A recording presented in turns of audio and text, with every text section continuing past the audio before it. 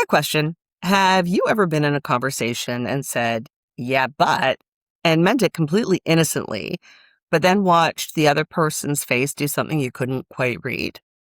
Not an argument, not a fight, just a small, almost invisible shift. Like a door that was open a second ago is now mostly closed. And you don't know what happened because from inside your head, you were just talking, contributing, connecting, Being interesting. being very interesting, being very engaged, being a great conversationalist, actually. Yeah. Well, today we are putting ADHD arguing under the microscope. Not the blowout, not the dramatic confrontation, the quieter kind, the yeah, but kind. The kind where you are trying to connect and somehow keep winning arguments that nobody else knew they were even having. And why the ADHD brain gets locked into a position and can't release it, even when the stakes are objectively zero, and why redirecting stories back to yourself can feel like relating, but it reads as not listening, and what it costs you in relationships before you even realize it's happening. Because the yeah, but isn't mean. It isn't intentional. It is neurological and it has a name. And Dakota has a smoothie. Dakota has a smoothie and a new friend and a gym bag full of, yeah, but. And as a reminder, before we head into the lab, everything we covered today, the science, the strategies, all of it lives in the show notes. No writing required. Just listen. And maybe think of someone you love or someone you are. Listen and cringe, my friends. Hey, let's get into the lab. The data does not collect itself. So, welcome to the ADHD Cringe Lab, the only place in the worldwide Webitron where your most embarrassing moments are considered valuable scientific data. Every week, we take one cringy, chaotic, and completely relatable ADHD moment and we put it under the microscope. We act it out, we break down the neuroscience behind it, and we give you actual tools to handle it better the next time. Because understanding why your brain does what it does, well, that's where the shame stops and the strategy starts. I'm Stephanie, and this is Faylene. We're two ADHD coaches collecting cringe data inside and outside of the lab. Our lives are just one big ADHD scientific experiment. I'm coming to you live from the U.S. Research Wing. And I'm joining from the Canadian Research Wing. 2 labs. 1 mission. Open borders and equal cringe. And absolutely no idea what time it actually is. And nobody stopped us. And keeping watch over the lab, as always, our chief cringe officer, the ADHD Spaghetti Bear. Yes, he's looking mighty buff and thoughtful today. And potentially a bit thirsty? Is that a smoothie? It is. Well, he has opinions. Yeah, but he has a lot of them. Yeah, but he has many, many opinions. Yeah, but maybe we should stop yeah-butting and get started? Yeah, but I agree with you.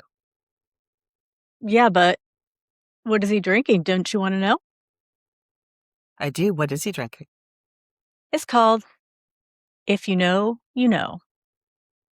The what? It's off menu. Okay, so put on your safety vest, grab your fidget spinners. And grab your rubber chicken, if you are so inclined. If you're still choosing that. And let's start the experiment. All right. Today's experiment is the second in our Bale's communication series, BAIL. Last episode, we looked at the B as in flirt, the sincere, well-intentioned, completely unedited broadcast. Today, we are staying with communication, but moving into something sneakier. The A as in arguing. Now, this argument doesn't announce itself as an argument. The debating that doesn't really add to the conversation, and it's not really about anything. There's one smoothie place, 2 new friends, and a phrase that's so small and so automatic that the other person doesn't even hear it anymore. Yeah, but. Yeah, but what? Yeah, but you're just repeating me. What? Okay, today's experiment may cause secondhand cringe, mild sympathetic embarrassment, and the sudden urge to review every conversation you had this week. Side effects are expected. Let's start the experiment. Yeah, but first we need to take a reading of the current cringe climate. Every episode, we either take a quick reading of how ADHD life is treating us, or we reach into the cringe mailbag for a cringe fashion from the community. Think of it as our pre-experiment data collection. Yes, and this week I am reaching into the cringe mailbag and reading a submission here. Okay. They call themselves Chris from Kingsport, Tennessee, and we call them, with cringe survivor respect, Locked on LinkedIn. This is what Chris says. I was on a first date. It was going great.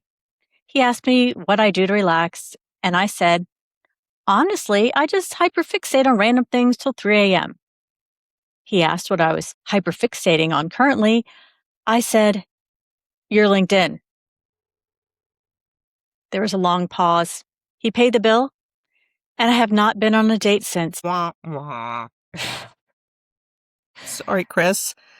I think we need to hand that over immediately to Spaghetti Bear to see the readings on that. Let me pull up the cringe-o-meter. Okay. Yeah, we're ready. So, Chris, we feel you. Let's see what Spaghetti Bear's cringe-o-meter has to say about Locked on LinkedIn. Let's see, it's analyzing. Noticeably cringy. Mm-hmm. I would Noticeably have to agree. cringy. I would also agree. Well, thank you, Spaghetti Bear. And Always thank you, Chris. appreciate your wisdom.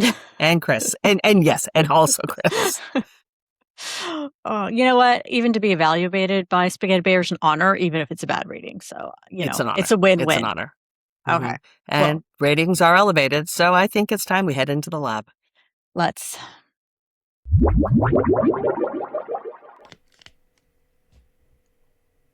Okay, I have to say, I walk past this place every single time, and I never come in. I don't know why. Yeah, but it's right there. Like, it's attached to the building.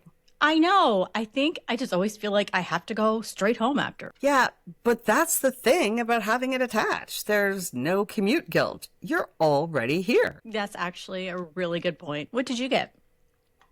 I got the blue one. The mitochondrial alpha cell recovery surge. I always get it, even though the name is deeply annoying. That name is doing too much. So much. It's not recovering anything. It's a smoothie. Yeah, I got the You Go Girl Skinny Dip and Divine.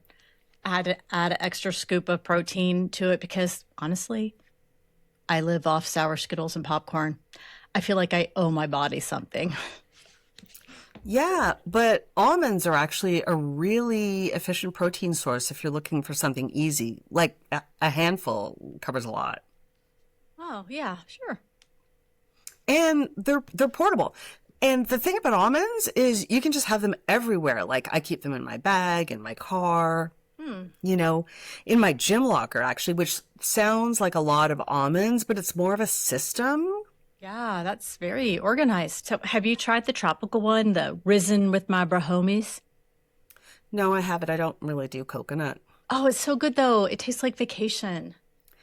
Yeah, but coconut milk is pretty high in saturated fats for a post-workout drink. Like, if the whole point is recovery, I mean, I'm it's not just... really tracking it that closely.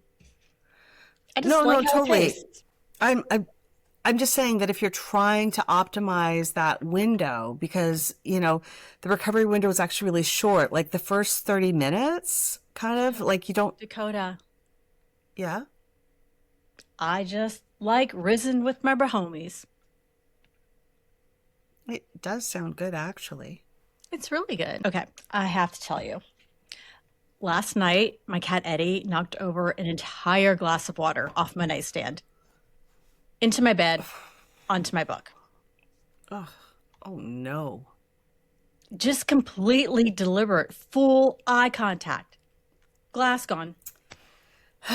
That is so cats. They do this thing, like, Yeah, the eye contact is the worst part. He looked right at me. yeah, but that's actually dominance behavior. Like, it's not random. They are establishing that space is theirs. Okay. It's a territorial thing. They knock things over to test boundaries. I know. He's a cat. I've had him for 6 years. No, for sure. I just think it's interesting that it's actually not misbehaving. It's more like as if He knocked my water all over my nightstand. I was in my PJs. I was ready for bed. Right? I had to change my sheets. Yeah, but at least if you think about it, that's really annoying. I'm sorry about your sheets. Thank you. They were clean. I had just put them on.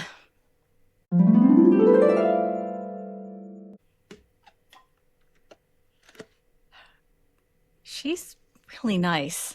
She genuinely is. She just does this thing. I say something and yeah, but it every time. Every time. It's not mean. I don't even think it's on purpose. I don't think. It's like she only hears the first half of what I'm saying, and then she's already somewhere else. Maybe it's just how she talks. Maybe it's just a habit. Maybe.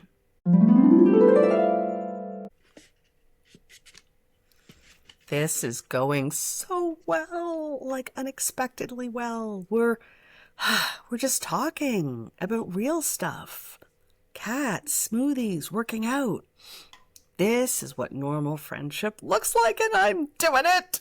The almond thing was maybe a lot, but I think she appreciated the information. She seemed interested.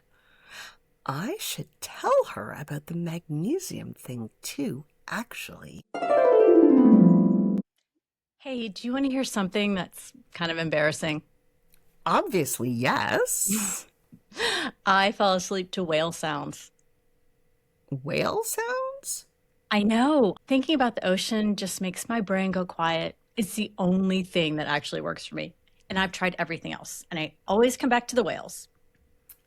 Yeah, but those sound patterns are actually really inconsistent. Like whale calls vary so much in frequency and rhythm that your phase 3 sleep is probably getting interrupted without you even realizing it.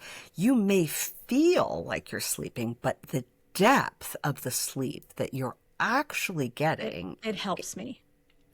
I know, but the data on nature sounds and sleep depth, it shows that I promise you, it helps me.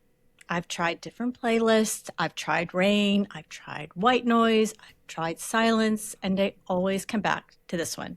I know it doesn't work for everyone. Yeah, but your phase 3 sleep is totally getting interrupted, so there's actually no way Dakota, Yeah.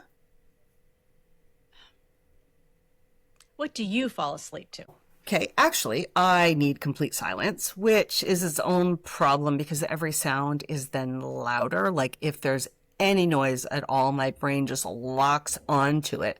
My neighbor, they have a wind chime, and it's actually not even that loud, but once I hear it, it is all I can think about. Like I'm just lying there waiting for that next creepy tinkling sound. So then I tried some earplugs. And I could hear my own heartbeat, boom, boom, boom, boom, which frankly is somehow worse. So then I found a specific kind of foam earplug that's slightly less dense, and it's actually been a game changer. You know what? I can send you the link. Sure. Okay, totally random.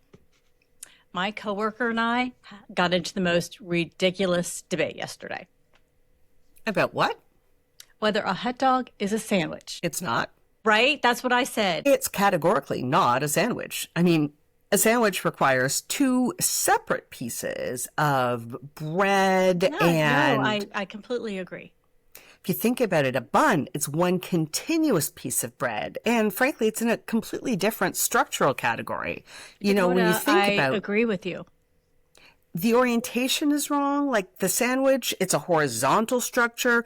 A hot dog is more We're on the same longitudinal. side. Basically, it puts it closer to a sub. But then if you, a sub, two separate pieces of bread. Dakota, Yeah. I said I agree with you. Oh, right. So you think it's not a sandwich either? That's what I said at the beginning. Yeah. Yeah. No, totally. We're aligned. Hey, can I tell you something?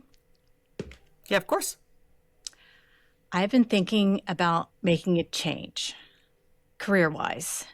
I've been at the same job for 4 years and I used to really love it. And lately, I don't know, I just feel kind of stuck. And I've been thinking about going back to school maybe, just exploring it. Yeah, that's cool. What do you think of study? I'm not sure yet. And that's the scary part. I don't even know what I want. I just know I want something different. Yeah, but you should probably figure out the what before you commit to anything. Like going back to school without a clear direction, financially, that's really significant. I know. Because the ROI on a degree entirely depends on the field. And if you're not sure of the direction yet, you may want to do more of an audit first, like a skills inventory, or even informational interviews.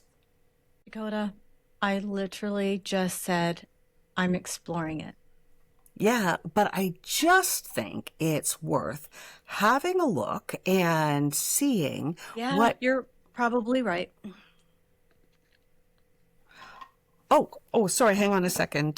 Just this is my sister. No, go ahead, get Hang it. on. Are you sure? Because I can just chat with her later. Oh, no, totally. I should head out anyway. This was fun.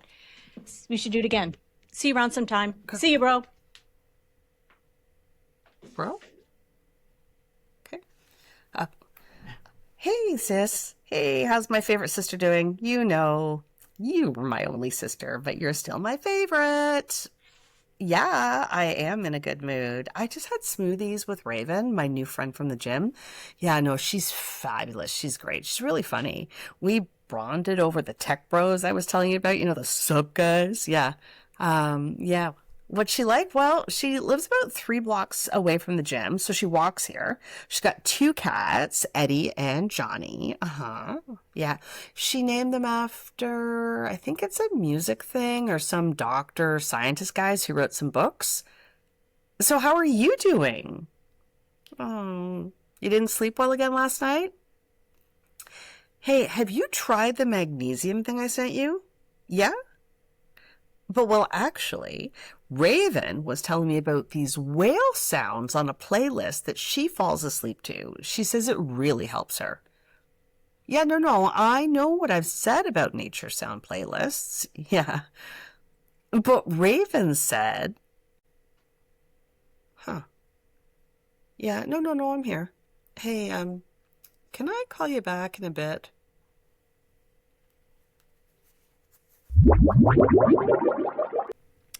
All right, lab coat's on. What you just witnessed was not Dakota being difficult, dismissive, or fundamentally unable to have a conversation. What you watched was two distinct and very well documented ADHD patterns running simultaneously, and neither of them felt like anything from inside Dakota's head. Let's name them properly before we go anywhere, because they look similar from the outside and they read as Dakota always having to be right, Dakota always redirecting, Dakota not really listening, but they have different neurological roots and they need different tools. Pattern one is what we're calling cognitive lock. This is the hill dying, the hot dog, the neural recovery window, the whale sounds. Dakota's brain landed on a position and it could not release it, even when the stakes were objectively zero, even when Raven already moved on, even when Raven had said, I agree with you. The argument was still running. And pattern 2 is what we're calling the redirect loop. It's subtler, and in some ways, it's actually more costly. This is the almonds, the earplugs, the career pivot. Raven offers something, a joke, a small vulnerability, like a real moment, and Dakota's brain immediately makes an associative leap to her own experience, her own information, her own version of the story, and she follows it completely sincerely. And without realizing, she just walked away from what Raven was actually offering. And here's the thing that is so important to understand about both of these patterns. Neither of the patterns were intentionally selfish. Dakota was not trying to win. Dakota was not trying to make it all about her. She was just trying to connect. Yeah, and in Dakota's brain, yeah, but almonds was a contribution, a gift. She heard Raven's Skittles joke, and her brain immediately generated relevant information and offered it. That's how her brain connects, through information, through association, through the thing that she knows that relates to the thing that you just said. Dr. Russell Barkley's research. Yeah, but does he have a fictional cat named after him? I'm sure he has many actual cats named after him. But his research on ADHD... Yeah, but what about dogs? Why wouldn't there be any dogs named after Dr. Russell Barkley? I'm sure there are dogs too. And his research on ADHD... What about other types of pets? Dogs, cats. Hey, they don't corner the market on pets, my friend. There are probably a few lab rats because, science. Hey, wait a minute. Are you just messing with me? That's very funny and very distracting. Okay, what was I saying? While you are desperately searching the cabinets in your memory, throwing files all over the floor trying to remember, I'm going to take this opportunity to point out to our yeah-butters that they just observed in real time what this type of arguing can do to the other person. It would seem to me, the yeah-butter, that I was addressing or adding to the conversation, making it more interesting, adding a little bit of banter. But you see what happened? I completely derailed Stephanie's train of thought. So now she's sitting there frantically flipping through her notes, trying to remember where she was going, what she was going to say, and maybe feeling a little like I thought she wasn't interesting enough, or what I was adding was somehow more important than the core conversation we were having. You are a mad scientist. And I know you are going to say this little show was for science, the research, the data. So there, I said it for you. And now back to Dr. Barkley. And there are definitely dogs named Dr. Barkley. Of course, or Sir Barkley. Ooh, Prince Barkley. He wears a purple collar. And white doves hover over him while he rests upon his purple velvet chaise lounge. Sorry, another little lifetime experiment. Same instinct as the first one. I wanted to add, I wanted to contribute, wanted to make things a bit more interesting, but this time, instead of yeah-butting, I just followed where Stephanie was going, and look what happened. Okay, I feel a little bit used, but yes, totally different vibe. Okay, I'm going to finish what I was saying about Dr. Barkley, with or without any yeah, but. Okay. Dr. Barkley's research on ADHD and executive function describes one of the core deficits as difficulty with self-regulation. Difficulty regulating the speed and direction of thought in real time. The ADHD brain is not slower. In many ways, it is faster. It makes connections quickly. It generates responses quickly, and it has significant difficulty holding these responses back while it checks whether this is the right moment to offer them. Which means the filter that a neurotypical brain has runs automatically. Is this the moment for information, or is this the moment for empathy? Is she asking me to solve this, or is she asking me just to hear her? That filter is running late in neurodivergent brains, or not running at all, and the response goes out before the check has finished. Dr. Edward Hollowell, Eddie, to his friends, which now includes Raven's cat. Rest in pieces to that glass of water. His work on ADHD and emotional impulsivity we properly introduced in episode 10. makes a distinction that applies directly here. There is impulsivity as behavior, the blur, the interruption, the action that happens before you can stop it. And then there is impulsivity as redirection, the moment where your brain is so activated by the associative leap that it simply follows it automatically without checking whether following it serves the conversation or just serves you. Dakota didn't redirect because she didn't care about Raven's career dreams. Dakota redirected because her brain handed her ROI on a degree before it registered that Raven wasn't asking for analysis. She was asking to be seen. And this is a part that's hard to hear because for the person on the receiving end, like Raven, the pattern looks like consistent choice. It looks like Dakota has always something to add, always has a counterput, always knows better, always comes back to herself. Raven does not have access to Dakota's internal experience. She only has the data. And the data from where Raven is sitting is that she told Dakota something funny, and Dakota gave her a nutrition lecture. She told Dakota something scary and vulnerable. Dakota gave her a financial analysis. And she told Dakota something that helps her sleep, and Dakota argued with her about it twice. About the rizzing with my brahomies of sleep solutions. Now let's talk about cognitive lock, because the hill dying has its own mechanism, and it is worth understanding separately. Dr. Barkley describes the ADHD brain's relationship with stimulation and arousal as fundamentally different from a neurotypical brain. The ADHD brain requires more activation to engage its regulatory systems. And one of the things that provides this activation is conflict. Not conflict as in Dakota wants to fight. Conflict as in the brain experiences the back and forth of a debate as really stimulating, engaging, even fun. The ADHD brain in a good debate is more awake, more focused, and more present than it was, say, 3 seconds ago. And it feels good. And the brain wants to stay there.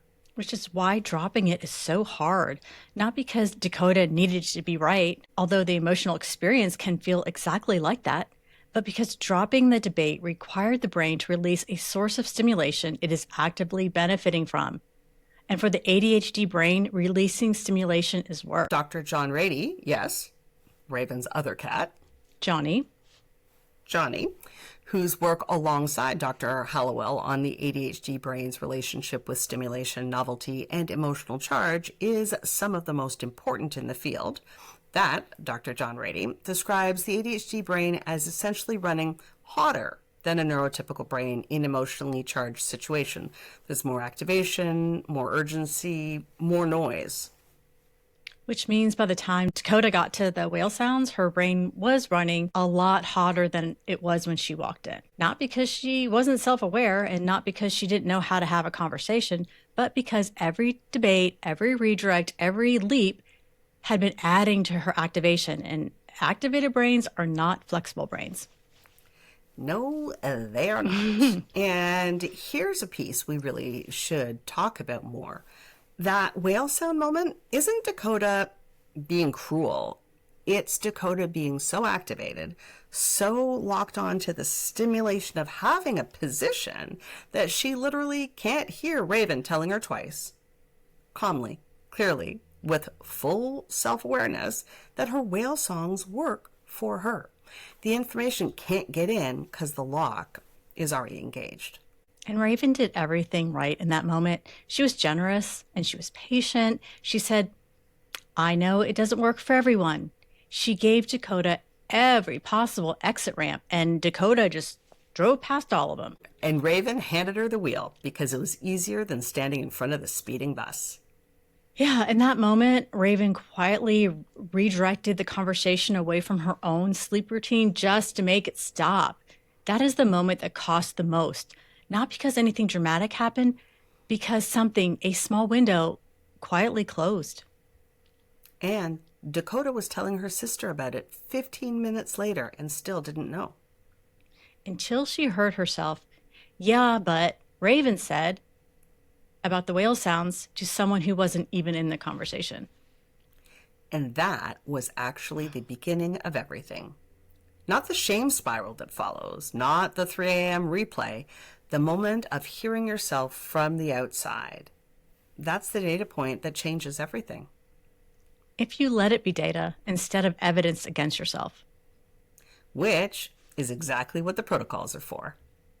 So if you just watch that skit and recognize the, yeah, but if you have said it today, this week, in the last conversation you had with someone you actually care about. If you have ever contributed a nutrition fact to a joke someone was making, or if you've ever argued a position past the point where the other person was even still in the argument, if you've ever offered someone your very best information at the exact moment they needed your very best listening.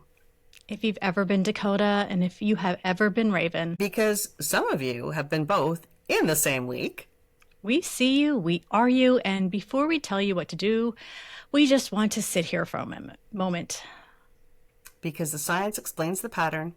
It does not sit with you in the car afterwards when you're replaying it and trying to figure out what Raven actually meant by, we should do it again sometime.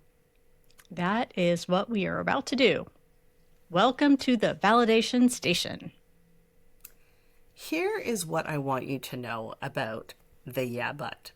It's not evidence that you're a bad friend, and it isn't evidence that you don't care.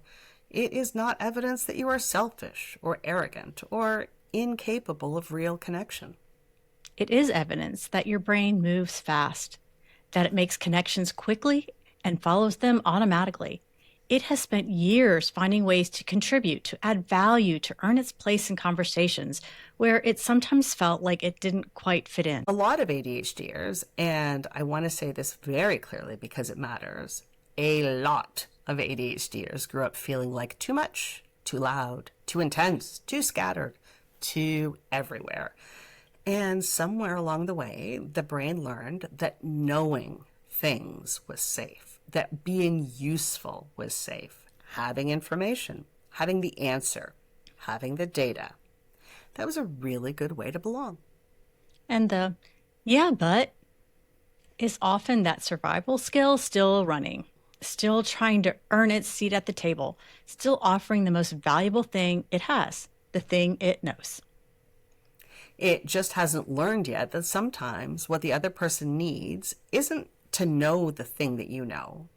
It's really just the fact that you stayed, that you didn't go anywhere, that you let their story be their story without needing to add yours to it, that you let the joke land without explaining why the almonds were empirically a better nutrition source. That you let the whale sounds be enough.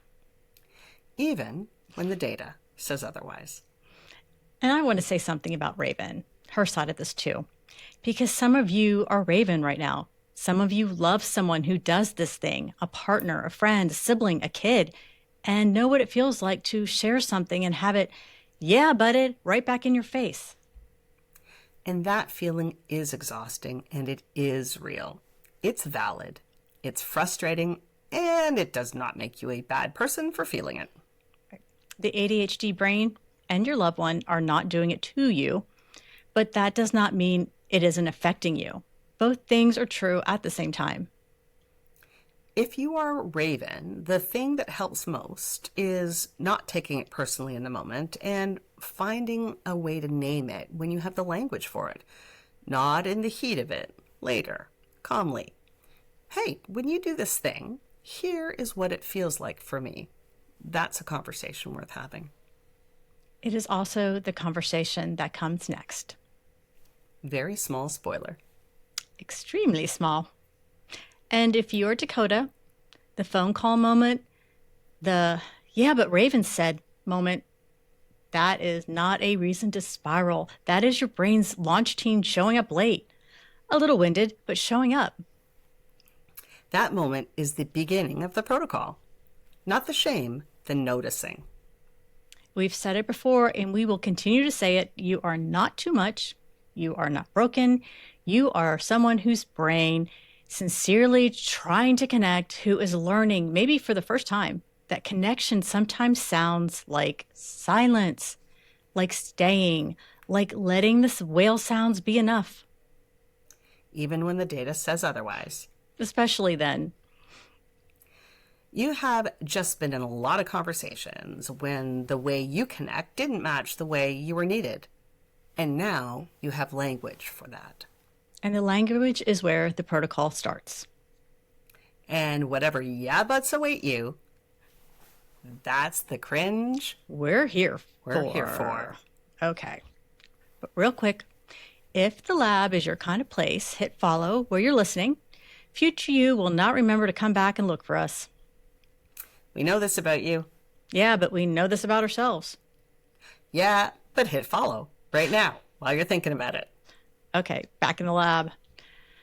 Oh, hey, we have watched the yeah, but in action. We've broken down the science and we've sat with what it costs.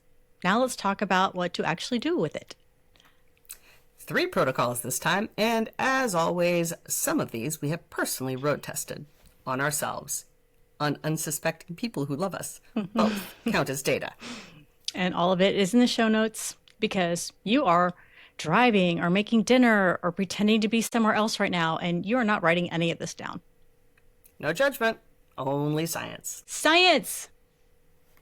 This week, love saying that. This week's science branch, aerospace. NASA launch terminology. Because if anything captures what the ADHD brain does in a conversation, it's a rocket that's already on the launch pad, engines running, preparing for takeoff before anyone has finished the countdown. Houston, we have a yeah but.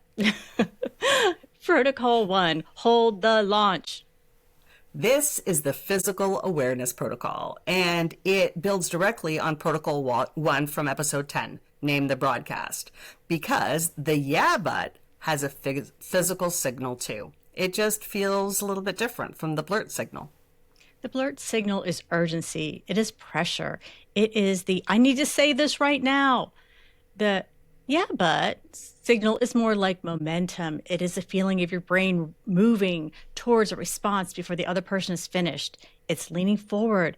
It is a slight internal shift where you stop receiving and start loading.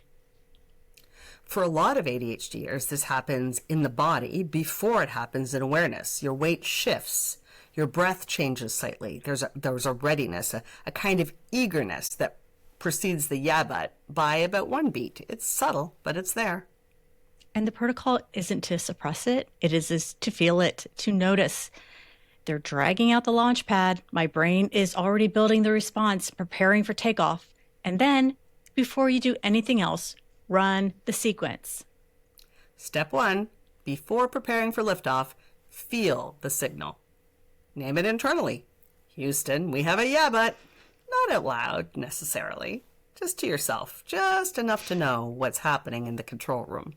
I would love if you named that out loud from now on. 100%, I'm going to do it. Anytime in real life, you're like, yeah, Houston, we have a yeah but. Okay.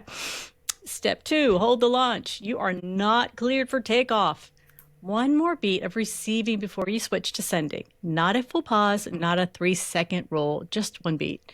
The countdown stops at T-1. Step 3, go or no go. Is this the moment for information or for empathy? Is she asking me to solve or to stay? If it's go, launch the response. If it's no go, abort takeoff. Stay in their orbit 1 more beat, which brings us directly to Protocol 2. Think of it as training your launch team. It has been chronically understaffed. You are hiring. Mission Control appreciates your patience. Let's move on to Protocol 2, Q before S. That just stands for question before statement, but we're keeping it NASA, so rocket science sounding. The Q before S is the redirect protocol for the redirect loop or orbit. The version of yeah, but that pulls the conversation back to you before the other person has finished being in their moment. The protocol is simple. Before you offer your version, your almond equivalent, so to speak, ask 1 question about theirs. Not a complicated question, not a therapeutic deep dive. Just 1 genuinely curious question that keeps you in their story for 1 more exchange. How long have you been doing that? Did it work?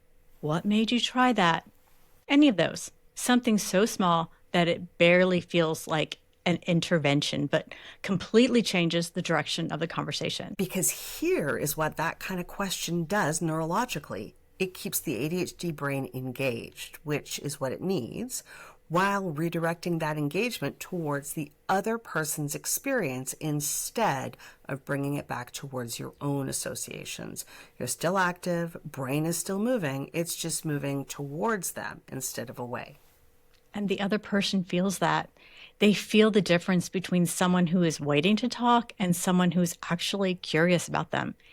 Even if you cannot always tell the difference from inside your own head, even if you're really not that interested in what the other person is talking about, you're still interested in that person. The Q4S is also useful because it buys your launch control center a bit more time. While you are listening to their answer, your brain is running the yeah but in the background, and sometimes, not always, sometimes by the time they finish answering, the yeah but has dissolved. It wasn't needed. You just needed a moment to catch up to the conversation. Which is almost never the same conversation you prepared for anyway. Almost never. Okay, protocol 3. Lock and locate the launchpad's nearest exit. This is the cognitive lock protocol, the hill dying, the hot dog, the rizzing with my brahomies of sleep solutions, the whale sounds. Mission control, we have a lock. The ADHD brain on a stimulating debate is not going to stop finding it stimulating just because you decide it should. The arousal is real, the engagement is real, the investment in the position is real, and you cannot logic your way out of a neurological event. So the goal is not to stop caring about the debate. The goal is to locate the nearest exit and actually use it. 3 steps. Step 1, brain. Hold launch, stand by. Name the lock to yourself, not out loud, internally. 1 sentence, not, I should probably stop. That is too vague. Your brain will ignore that. It has to be something explicit, like, I am still arguing about the whale sounds, and Raven has moved on. Name it like a scientist. That distinction is what creates just enough separation between the feeling and the next word out of your mouth. Step 2, we are a go for redirect. Find the one true thing. Not fake agreement, not a capitulation, something that you actually mean. I hear you. That makes sense for you. Okay, yeah. It doesn't have to be big. It just has to be real. You are not surrendering the debate. You're acknowledging the human in front of you. Step 3, abort, stop talking. That is the whole step. The ADHD brain will want to add one more thing. It will feel unresolved. It will feel like the exit ramp came too soon, but take it anyway. Not in a yeah, but way. Because what Raven needed in the whale sounds moment wasn't for Dakota to agree that whale sounds are scientifically optimal for phase 3 sleep. What she needed was to feel like her experience was real and valid to the person sitting across from her. 3 steps. Brain, hold launch, stand by, go for redirect, abort. The hot dog will still not be a sandwich tomorrow. Mission control confirms. It really does. All right, the lab doors are open and we know something has just surfaced for a lot of you. Maybe you have a yeah but. Maybe you said it today. Maybe you're sitting there right now running a quiet systems audit of the last conversation you had with someone you love. Maybe you are a Raven. Maybe you know a Dakota. Maybe you are somehow both in the same relationship and you just now are getting language for why certain conversations feel like a rapid, unscheduled disassembly every single time. RUD, we have been there. We have the data. And that is data. Oh, and this week's bonus question for the comments. Okay, yes. For the comments. Yeah, we're doing this. It's exciting. So, folks, is Spaghetti Bear a Jedi Master, Yoda, Darth Vader, or Princess Leia? Think carefully. Chewbacca, not a choice.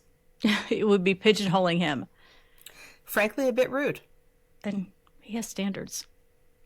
Infinite ones.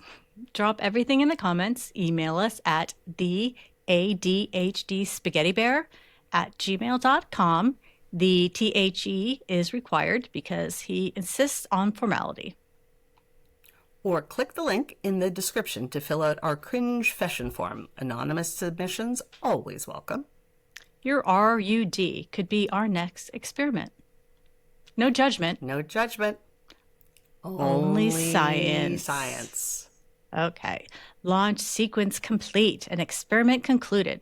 ADHD arguing is real. It is neurological, and the "yeah, but" is not a character flaw. It is a fast brain that learned to connect through contribution and is still learning when to listen instead. Protocol 1. Hold the launch. Before preparing for liftoff, linger on the launch pad and feel the signal. Don't just give the signal. Houston, we have a yeah, but.